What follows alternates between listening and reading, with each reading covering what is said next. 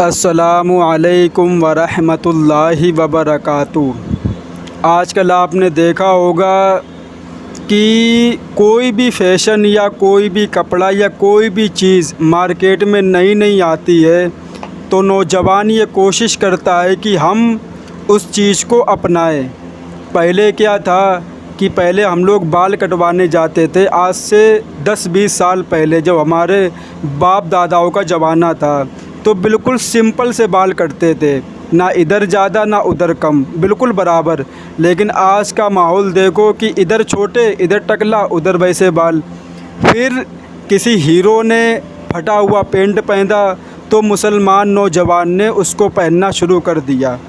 لیکن جو چہرہ جو صورت ہمارے نبی پاک صلی اللہ علیہ وسلم نے ہم کو بتائی اور ہم کو سکھائی، ہم نے اس چیز کو چھوڑ دیا۔ وہ کیا؟ وہ ہے داڑھی۔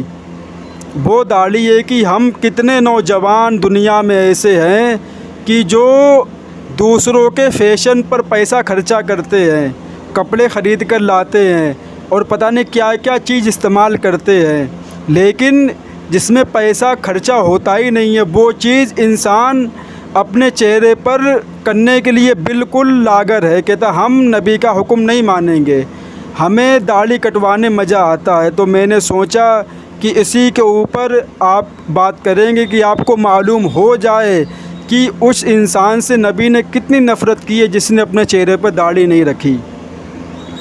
نبی پاک صلی اللہ علیہ وسلم کو داڑھی کٹوانے کے گناہ سے اس قدر نفرت تھی کہ جب شاہ ایران کے قاصد نبی پاک صلی اللہ علیہ وسلم کی خدمت میں حاضر ہوا تو ان کی داڑھیاں مڑی ہوئی اور مونچھیں بڑی ہوئی تھیں۔ نبی پاک صلی اللہ علیہ وسلم نے ان کی طرف نظر کرنا بھی پسند نہ کیا اور فرمایا تمہاری ہلاکت ہو، تمہیں یہ شکل بگاڑنے کا حکم کس نے دیا؟ وہ بولے کہ ہمارے رب یعنی شاہ ایران کا حکم ہے۔ نبی پاک صلی اللہ علیہ وسلم نے فرمایا لیکن میرے رب نے تو مجھے داڑھی بڑھانے اور مونچھیں کتروانے کا حکم فرمایا ہے۔ بس جو لوگ نبی پاک صلی اللہ علیہ وسلم کے رب کے حکم کے خلاف ورزی کر کے مجوسیوں کے خدا کے حکم کی پیروی کرتے ہیں، ان کو 100 بار سوچنا چاہیے کہ وہ قیامت کے دن نبی پاک صلی اللہ علیہ وسلم کی بارگاہ میں کیا منہ دکھائیں گے۔ اور اگر نبی پاک صلی اللہ علیہ وسلم فرمائیں کہ تم اپنی شکل بگاڑنے کی وجہ سے میری جماعت سے خارج ہو تو شفاعت کی امید کس سے رکھیں گے؟ اس کا مطلب یہ کہ اگر قیامت کے دن نبی پاک صلی اللہ علیہ وسلم کی جماعت سے ہم کو نکال دیا گیا کہ تمہاری سفارش نہیں کی جائے گی تو میرے بھائی پھر کون ہوگا جو ہماری سفارش اللہ کے پاس پہنچائے گا؟ برباد ہو جائیں گے ہم لوگ۔ تو میرے بھائی یہ کوشش کریں کہ اپنے چہرے پر داڑھی رکھیں۔ جتنے بھی نبی جتنے بھی ولی دنیا میں آئے سب کے چہرے پر داڑھی تھی۔ کوئی ولی نہیں بن جاتا ہے جب تک اس کے چہرے پر داڑھی نہ ہو، کوئی اللہ والا نہیں بن جاتا جب تک وہ نبی کے چہرے کو نہ اپنا لے۔ لیکن آج مسلمانوں نے الٹا کر دیا ہے، جس چیز کے بارے میں نبی نے کاٹنے کا حکم دیا مسلمانوں نے اس کو بڑھا لیا، اور جس چیز کو بڑھانے کا حکم دیا مسلمانوں نے اس کو کاٹ دیا۔ مطلب کیا کہ حدیث میں لکھا ہوا ہے کہ جو شخص بڑی مونچھیں رکھیں وہ ہم میں سے نہیں، اس کی مونچھوں کے بال اتنے بڑے ہو جائیں کہ وہ کھانے پینے کی چیز میں لگنے لگے، جیسے کھانا کھا رہے یا پانی پی رہے یا کچھ بھی پی رہے، اگر وہ مونچھ کا بال اس میں چھونے لگے تو وہ چیز کھانا مکروہ ہے اور اس کے اوپر گناہ بھی پڑے گا۔ تو میرے بھائی کوشش کریں کہ جس چیز کے بارے میں نبی نے حکم دیا اس کو اپنا لیں، اور جس چیز کو چھوڑنے کا نبی نے حکم دیا اس کو چھوڑ دیں، کیونکہ ہر انسان دنیا میں کامیاب ہونا چاہتا ہے۔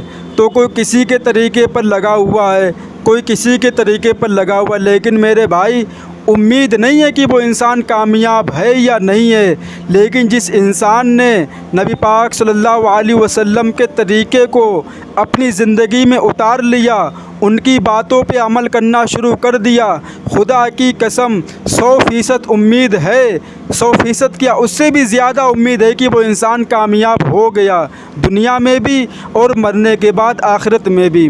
لیکن جس انسان نے نبی کے طریقے کو چھوڑ کر شیطان کا طریقہ اپنا لیا، غیروں کا طریقہ اپنا لیا، انگریزوں کا طریقہ اپنا لیا، تو میرے بھائی وہ دنیا میں برباد اور مرنے کے بعد آخرت میں بھی برباد۔ تو فیصلہ کرنا ہے کہ ہمیں کس کی شفاعت میں حاضر ہونا ہے، نبی کی یا شیطان کی۔ تو میرے بھائی اگر چہرے پہ داڑھی ہوگی تو کل قیامت کے دن نبی پاک صلی اللہ علیہ وسلم ہم کو دیکھ کر مسکرائیں گے۔ ابھی آپ کو میں نے حدیث سنائی تھی کہ نبی کو اتنی سخت نفرت تھی اس انسان سے کہ جس نے نبی پاک صلی اللہ علیہ وسلم کے سامنے آیا اور اپنی داڑھی کٹوا کے آیا، نبی نے اس کی طرف چہرہ بھی نہیں کیا اس انسان کی طرف۔ تو آپ اس سے اندازہ لگا لیں کہ کتنا بڑا بھیانک گناہ ہے داڑھی کٹوانا۔ لیکن یہ ہے کہ آپ کی داڑھی ہے، اب یہ بھی بہت سے لوگ پوچھتے ہیں کہ ہم نے داڑھی تو رکھ لی ہے، اب ہمیں کٹوانی زیادہ بڑی ہو گئی ہے۔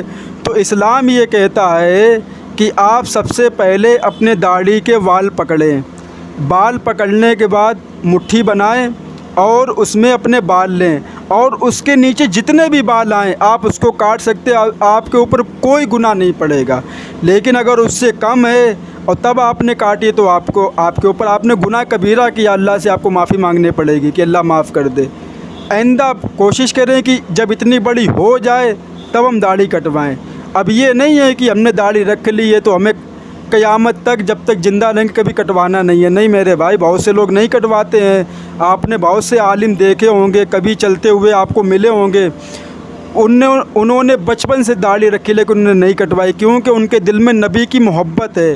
وہ یہ کہتے بھرنے تو ہم نہیں کٹوائیں گے، لیکن اگر آپ کٹوانا چاہیں تو آپ کٹوا سکتے، کوئی گناہ کی بات نہیں ہے۔ لیکن اگر کوئی شخص پوری داڑھی کٹوا کے پھینک دے میرے بھائی، اس نے بہت بڑا گناہ کیا ہے، اس نے اللہ کے نبی کو ناراض کیا ہے۔ اس کو معافی مانگنی چاہیے اللہ سے کہ اللہ معاف کر دے، اور عزم کرنا چاہیے کہ آئندہ ہم داڑھی نہیں کٹوائیں گے۔ تو میرے بھائی اس کو ہلکے میں نہ لیں کہ داڑھی ہے، بال ہے، اس سے کون ناراض ہوگا، کیا ہوگا، کچھ بھی نہیں ہوگا۔ میرا جسم، میری مرضی، میرے بال، ہم رکھے یا نہ رکھے میں کون کہنے والا نہیں میرے بھائی۔ قرآن کہتا ہے داڑھی رکھو، نبی نے فرمایا داڑھی رکھو، اللہ نے فرمایا داڑھی رکھو۔ تو میرے بھائی جب کوئی چھوٹا موٹا سیٹ دنیا میں ہوتا ہے، جیسے آپ کوئی کام کر رہے ہو، وہ آپ سے کہتا ہے کہ یہ کام کرو تو فوراً آپ اس کا کام کرنا شروع کر دیتے ہیں۔ نہ وہ سیٹ ہے، کوئی بھی نہیں، آپ کا بھائی ہے، لیکن وہ بادشاہ جس نے پوری دنیا کو بنایا، جس نے پورے انسان کو پیدا فرمایا، پورا نظام اسی کے ہاتھوں میں ہے، چاند سورج کو اس نے پیدا کیا، اتنا بڑا بادشاہ، بادشاہوں کا بادشاہ، وہ حکم دے رہا ہے کہ داڑھی رکھو، لیکن تم کہتے کہ ہم نہیں رکھیں گے۔ تو میرے بھائی آپ اللہ کی نافرمانی کر رہے ہو، آپ نبی کی نافرمانی کر رہے ہو۔ اگر نبی کو ناراض کر دیا تو میرے بھائی اپنا ٹھکانہ جہنم میں بنا لو۔ اگر نبی کو خوش کر دیا ان کے عمل پہ چل کر، ایک تھوڑی سی بات اور کروں گا، ایک بزرگ آئے اور وہ کہنے لگے کہ اللہ کو راضی کیسے کیا جائے، تو انہوں نے فرمایا کہ سمجھ میں تو یہ آتا ہے کہ مدینے والے کو راضی کر لیا جائے، مطلب اللہ کے نبی کو، تو اللہ بھی راضی ہو جائے گا۔ تو نبی کو راضی کرنے کیا مطلب کہ جو بات ہمارے نبی نے ہم کو بتائی، جیسے داڑھی، ہر انسان کو سلام کرنا، چاہے آپ اس کو جانتے ہو یا نہ جانتے ہو، آپ کو اتنا معلوم ہے کہ یہ بندہ مسلمان ہے، پھر آپ راستے میں جا رہے، کوئی بھی تکلیف دینے والی چیز پڑی ہے آپ اس کو ہٹائیں، کیونکہ نبی نے فرمایا ہے۔ اور آپ پانی پئیں تو آپ بیٹھ کے پانی پئیں، بسم اللہ کر کے پئیں، 3 سانس میں پئیں، کیوں کہ نبی نے فرمایا، نبی کی سنت ہے۔ یہی چیزیں ہیں جو نبی کے طریقے پر ہم کو لائیں گی، کوئی بھاری چیز نہیں ہے۔ اب آپ باتھ روم میں جا رہے ہو، باتھ روم میں تو ہر کوئی جاتا ہے، تو نبی نے کیا فرمایا، الٹے پیر سے جاؤ، کیونکہ باتھ روم گندی جگہ ہے، اور جب باہر نکلو تو سیدھے پیر سے نکلو۔ لیکن آج لوگوں نے الٹا کر دیا، کیا کہ جب وہ باتھ روم میں جائے گا تو سیدھے پیر سے جائے گا، لیکن جب وہ مسجد میں جائے گا تو الٹے پیر سے جائے گا۔ یہاں پہ لوگ کنفیوز ہو جاتے ہیں۔ مطلب یہ ہے کہ آپ جب باتھ روم میں جائیں تو آپ الٹے پیر سے جائیں، کیوں کہ وہ گندی جگہ ہے، وہاں اب آگے نہیں بولیں کہ آپ کو ڈر لگے باتھ روم میں جانے سے۔ اور دوسری بات، جب آپ نکلیں تو آپ سیدھے پیر سے نکلیں کیونکہ آپ باہر آ رہے ہیں، لیکن جب آپ مسجد میں جائیں تو سیدھے پیر سے جائیں کیونکہ مسجد اللہ کا گھر ہے، لیکن جب آپ باہر نکلیں تو الٹے پیر سے نکلیں۔ یہ طریقہ ہے۔ دعا بھی ہے اللہم بسم اللہ اللہم انی اعوذ بک من الخبث والخبائث، یہ باتھ روم میں جانے کی دعا ہے۔ تو میرے بھائی یہ دعا اگر آپ پڑھ کے جائیں گے تو آپ، اور ایک مولانا بتا رہے تھے کہ ہم نے سروے کیا ہے کہ 90% جو بیماری انسان کو لگتی روحانی اور جسمانی وہ اس کے باتھ روم سے آتی ہے۔ ابھی چند سال 2-3 مہینے کی پہلے کی بات ہے، جو سائنٹسٹ جو لوگ تجربہ کرتے انہوں نے فرمایا تھا کہ انسان کو باتھ روم میں سر ڈھانپ کر جانا چاہیے، یا تو رومال یا ٹوپی لگا کر۔ تو میں نے اس پہ ویڈیو بنائی تھی، میں نے بولا تھا کہ آج ریسرچ کری گئی ہے، لیکن ہمارے نبی نے 1400 سال پہلے فرمایا تھا کہ جب انسان واش روم کرنے جائے، پیشاب کرنے جائے تو اپنے سر کو ڈھانپ کے جائے۔ تو یہ کچھ باتیں ہیں موٹی موٹی، زیادہ ان پہ عمل کرنا بھاری نہیں ہے۔ اور یہ بھی بات سامنے آتی کہ جو انسان کھڑے ہو کر پانی پیتا ہے اور بڑھاپے پہ جو اس کے درد ہوگا گھٹنوں میں، خدا کی قسم اس کا درد دنیا میں کوئی ٹھیک نہیں کر سکتا ہے، نہ کوئی دوا اور نہ کوئی بھی چیز۔ اور نبی نے یہ بھی فرمایا ہے کہ جب انسان کوئی مسلمان کھڑے ہو کر پانی پیتا ہے تو اس کے ساتھ اتنا خطرناک شیطان پانی منہ لگا کر پیتا ہے کہ اگر اللہ اس کو دکھا دے، شیطان کو دکھا دے، تو وہ اپنی حلق میں ہاتھ ڈال کر جتنا پانی اس نے پیا باہر نکال لے گا۔ اتنا خطرناک شیطان ہمارے گلاس میں منہ لگا کر پانی پیتا ہے کہ جب کوئی کھڑے ہو کر پانی پیتا ہے۔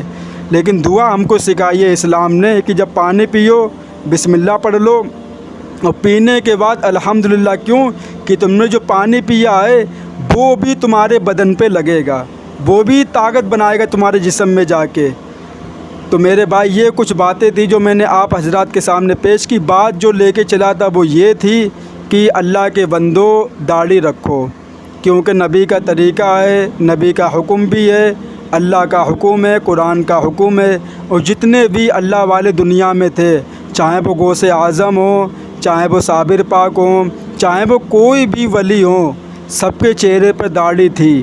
آپ ولی کو مانتے ہو، آپ نبی کو مانتے ہو، آپ اللہ کو مانتے ہو، آپ قرآن کو مانتے ہو، لیکن پھر ان باتوں پہ کیوں عمل نہیں کرتے ہو؟ پھر انسان کہتا ہے کہ اللہ ہم کو پریشان کرتا ہے، اللہ نے ہم کو مصیبت میں ڈال دیا۔ میرے بھائی آپ نے اللہ کے لیے کیا کرا؟ اللہ نے آپ کو پیدا کیا، جوان کر دیا، آپ نے اللہ کو بھلا دیا، تو کیوں وہ ہوتے ہو کہ اللہ نے میرے ساتھ کچھ بھی نہیں کیا؟ نیک پریشانی انسان کے اوپر آ جائے فوراً وہ کہتا ہے کہ اللہ نے میرا ہی گھر دیکھ لیا ہے، ہمیں کے اوپر پریشانی ڈالتا ہے۔ تو میرے بھائی پریشانی اسی کے اوپر آتی جس کو اللہ پسند کرتا ہے۔ باقی جس نے اللہ کو بھلا دیا، اللہ نے اس کو بھلا دیا۔ لیکن میرے بھائی ابھی یہ بات آپ کو سمجھ میں نہیں آئے گی، قیامت کے دن سمجھ میں آئے گی۔ کیوں کہ جب ہم کو کھڑا کر دیا جائے گا لائن میں، اور اللہ ہماری طرف دیکھے گا بھی نہیں، اور سب کا حساب کتاب شروع ہو جائے گا، تو ہم لوگ کہیں گے ایک دوسرے سے کہ اللہ نے ہم کو الگ کیوں کھڑا کر دیا ہے؟ تو وہاں سے آواز آئے گی کہ یہ وہ لوگ ہیں جنہوں نے دنیا میں اللہ کو بھلا دیا تھا، تو آج اللہ نے بھی ان کو بھلا دیا ہے۔ ان کا حساب سب سے بعد میں ہوگا کہ سب جنتی جنت میں چلے جائیں گے، جہنم جہنم میں چلے جائیں گے، تب ان کو بلایا جائے گا۔ کیونکہ میرے بھائی ہمیں دنیا میں اللہ کو یاد رکھنا ہے، نبی کو یاد رکھنا ہے، تبھی تو میرے بھائی قبر میں سوال جواب کا جو سوال ہوں گے تبھی تو جواب دے پاؤ گے۔ لیکن جو اپنی پوری زندگی غلط کاموں میں گزار دی، تو میرے بھائی کیا تم سوال کے جواب دے پاؤ گے قبر کے اندر؟ اللہ تعالیٰ سے دعا ہے اللہ تعالیٰ ان باتوں پہ ہم سب کو عمل کی توفیق عطا فرمائے، ہر مسلمان بھائی کو داڑھی رکھنے کی توفیق عطا فرمائے، اور موت سے پہلے موت کی تیاری کرنے کی توفیق عطا فرمائے۔ وآخر دعوانا والحمد للہ رب العالمین۔